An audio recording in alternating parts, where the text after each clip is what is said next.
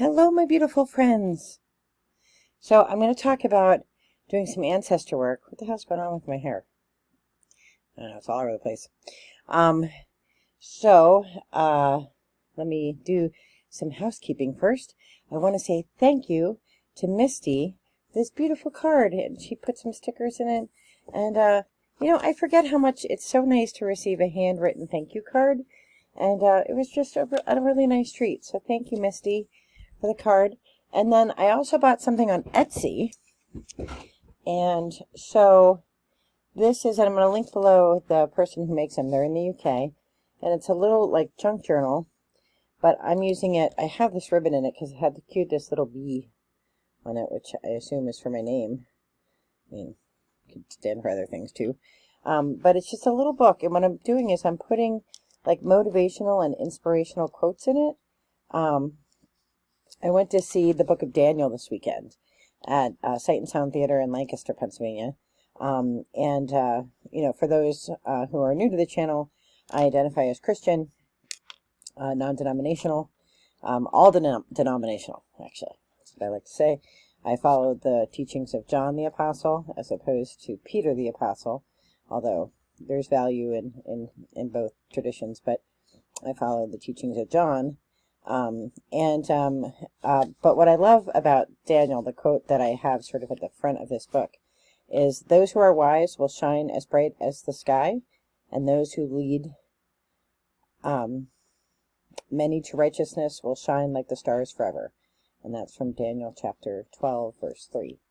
So I really, I wanted a little book that I could put inspirational quotes in. So I have a challenge for you. Put down in the comments your inspirational quote, the thing that moves you and guides you. And if I put your quote in my book, I will put you in a drawing, and then I will order you a book from this Etsy seller.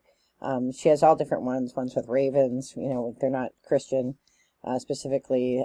They're mostly nature-driven, but I will pick a winner, and the winner will have a book sent to them. So from the UK. And it comes with a little clip, which I've already lost, to keep it all together. And Misty stickers will go in here. So that's the challenge I have for you. So today I actually attended over my lunch break an activation for Rebecca Campbell's cards. Here are her newest cards, the Ancient Stones. And I had a crystal along with my Iona stone. I've never been to a card activation before. I've never done that before. And I thought it was pretty useful. I thought it was a nice guided meditation.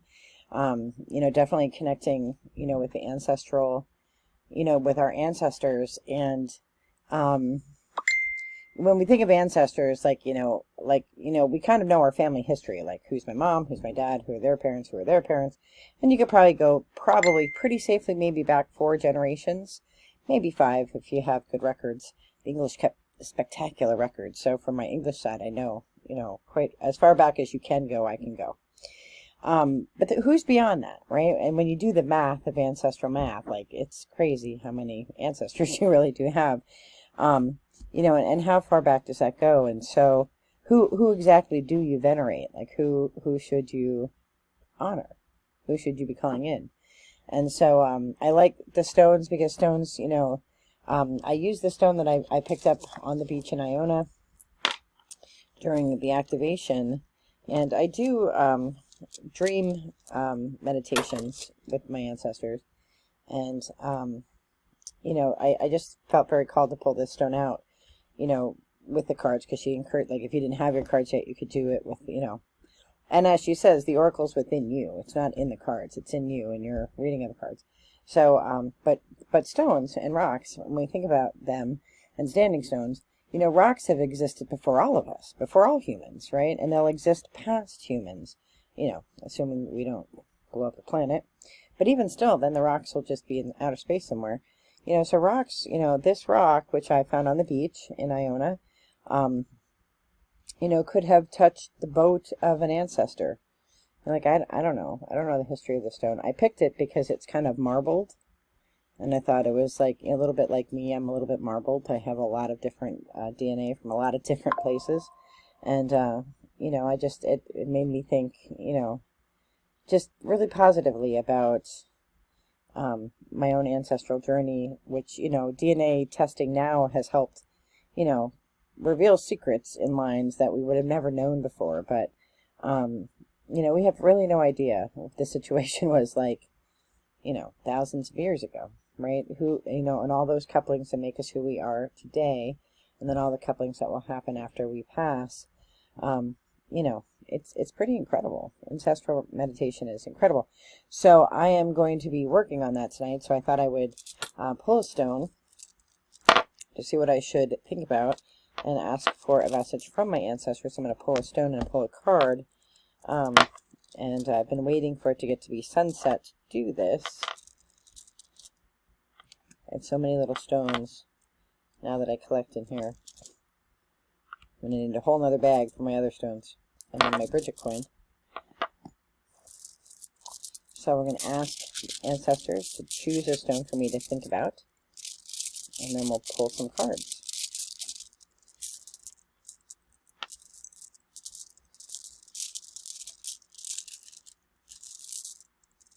Oh, you stuck in my hand. Oh, here we go. This is a tremendous stone. Oh, hold on, somebody's knocking at the door. I'll be right back.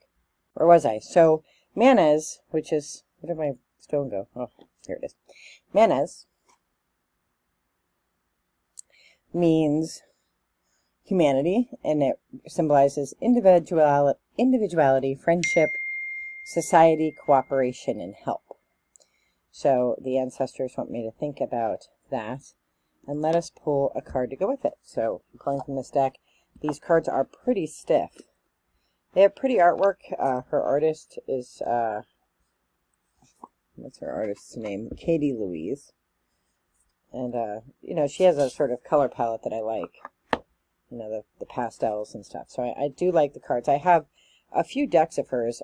None of them quite resonate. I'm not sure if this one is going to resonate with me.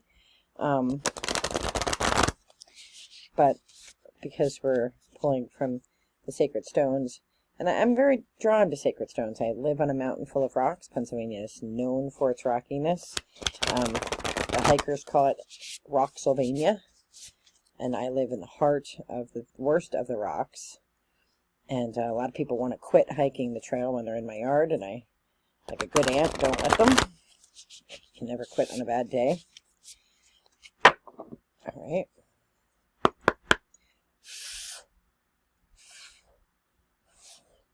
All right, let's see what the ancestors want to say. Go with Manez. Okay, pass one.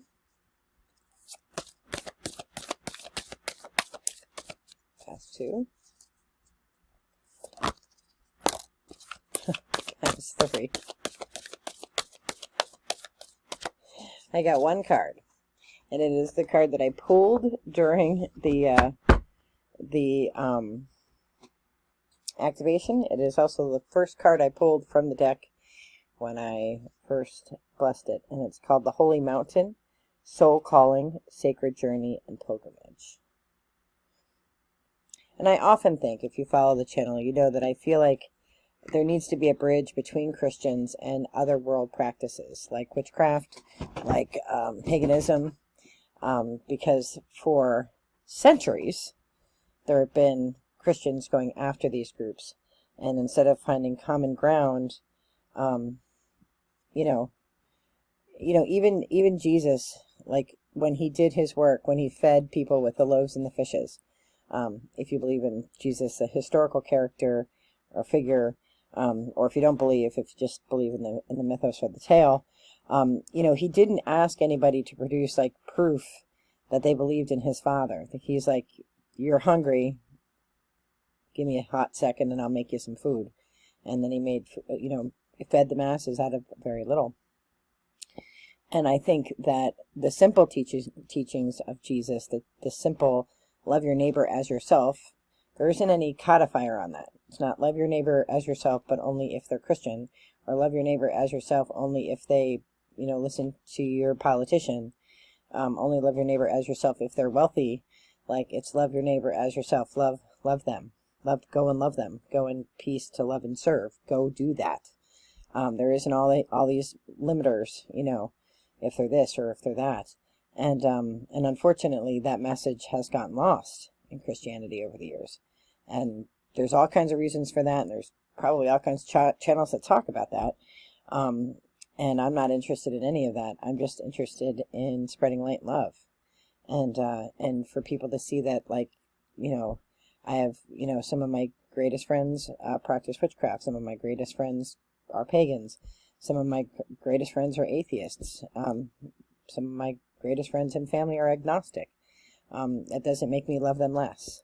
I can only hope that they see the work of what I think is what Jesus wanted us to do, and what the angels and the archangels and the spirit guides and the fairies and the other worldly beings, I think they want us to spread light and love. And we can call it whatever we want to call it. Those are names that limit, but the love itself isn't limiting, right? The light, the love, that is in all of us. That's inside all of us, whatever we call it. So if we can connect that, and we can shine our lights brighter in this dark world that seems to get increasingly dark every day, the more we shine, no matter what we call it, the more light we shine, the better the world is.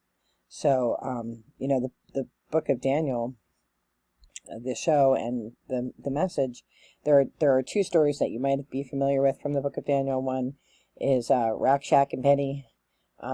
They've been asked to praise something in Babylon and pray to an idol, and these three dudes, who have very complicated names, they refused to do it, and so they put them in the fire, like in the oven where they made the thing, and then they don't die because the figure of Jesus comes and stands with them, and so they're saved. And so then Daniel, who was not part of those three, but Daniel became advisor to the king Nebuchadnezzar, and then later on in his life, he forgets, how do you forget that? But he forgets it, and then